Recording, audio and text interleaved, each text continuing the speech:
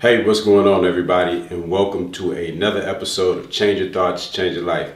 On this episode, what I want to talk about is creativity. We have to have creativity in order to move forward in whatever it is that we're doing. In order to move forward to our success, it is imperative that we are innovative, creative, and thinking, forward-thinking people, that we think outside of the box. Now, what usually happens is, as children, everybody is pretty much, they have that creative capacity. It is there. It is something that we're born with. So if you ask a child, or you see a child's drawings or their artwork when they come home from school, you'll see that they've made vast connections between things that are so far apart. You may see a house with the Sahara Desert as the backyard, or a house with a zoo in the Niagara Falls, or a lot of water, an ocean, a big body of water in the front yard. So what happens is that usually this creativity it's put inside of a box as the child gets older and they work their way up through the school system. That creativity, it just, like I said, it's put into a box. So as they get older and older, their mind becomes bound within the frame of certain rules and paradigms. These certain rules and paradigms that encase their creativity, it doesn't allow them to think outside of that box. So as we continue to grow and we continue to seek education up into our college years, we're continuously taught these rules and paradigms. Now, when we go out into the job world and we get to practically implement these theories and, the theories that we've learned during all of our education, we tend to produce the same type of output as everybody else, because we were all fashioned by the same rules and paradigms. So it's like the cookie cutter effect. We get the same thing from all of the same from everyone. Everyone produces the same type of output. Now, what has to happen, what usually happens if you have an adult that has the creativity but doesn't have that knowledge that you get from school, the knowledge or the experience that you get from school and working, then you'll have an adult that thinks like a child.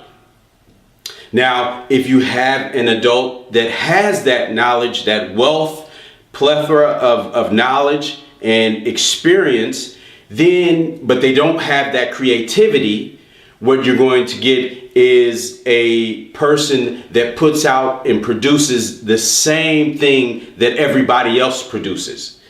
It's kind of like the assembly line effect. So what has to happen is we have to have the balance between the creativity and the knowledge and the experience. These two frontiers have to meet. They have to meet in order for us to be innovative, to be creative, to be trailblazing in whatever it is that we do. So what has to happen is, when this does happen, it usually leads to an anomaly. And we have a perfect example of this in a person like Steve Jobs. Now, when Steve Jobs first came to his R&D team with an idea of making a full touchscreen telephone, the iPhone, coming with the full touchscreen, the R&D department said, no, this won't work. It just won't work. People are used to having some type of buttons on the phone. It won't work. He told them it would work and to move forward. Now, the thing is he could see it from an abstract point. But his R&D team, it took a while for them to actually see it. It had to be concrete. They had to see the physical equipment, and then they had to see that it turned into it became very popular amongst the people, amongst the consumers.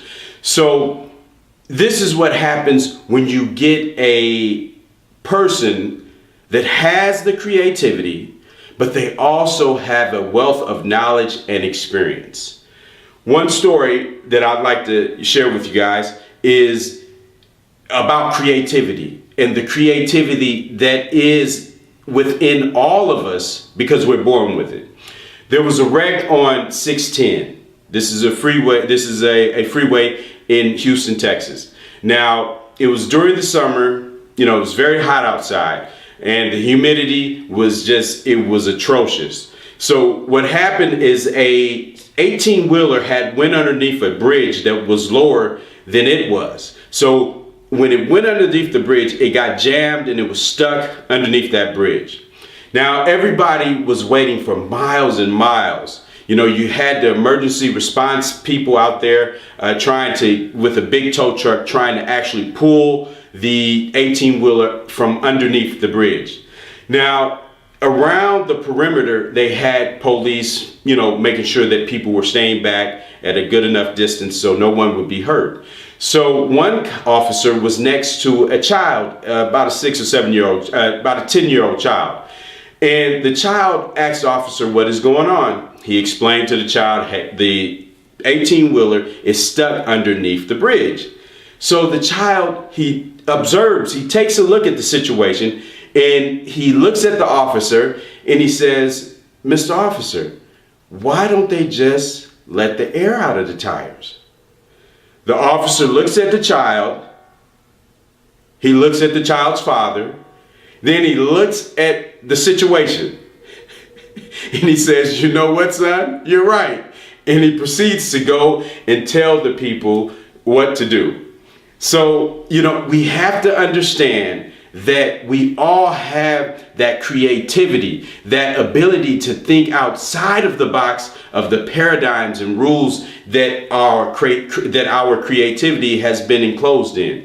So we just have to dig deep.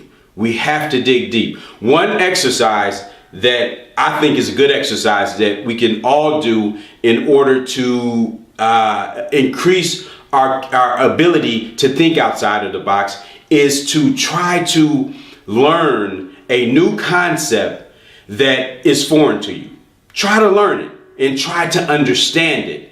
One thing that I did is I took it upon myself to learn truly what E=mc² meant. What does this truly mean?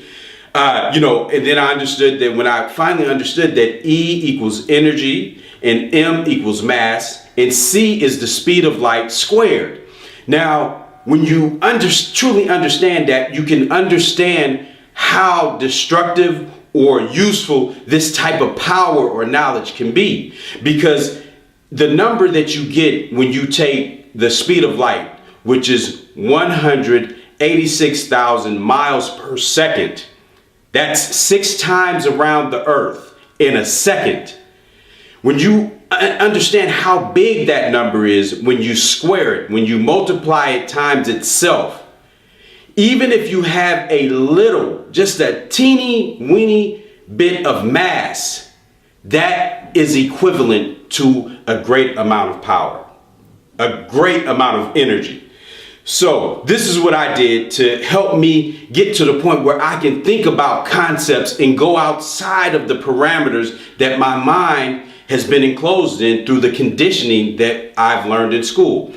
So, this is the assignment.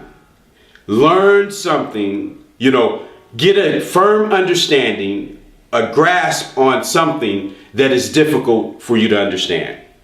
Okay, and as always, people, the greatest gift that the Creator has given us is the mind. So let's use it and create the circumstances that we all want in our life. I want to thank everybody for tuning in to another episode of Change Your Thoughts, Change Your Life. If there's any questions, comments, or suggestions, please leave them in the box below. And until the next episode of Change Your Thoughts, Change Your Life, this is T. Bennett saying peace.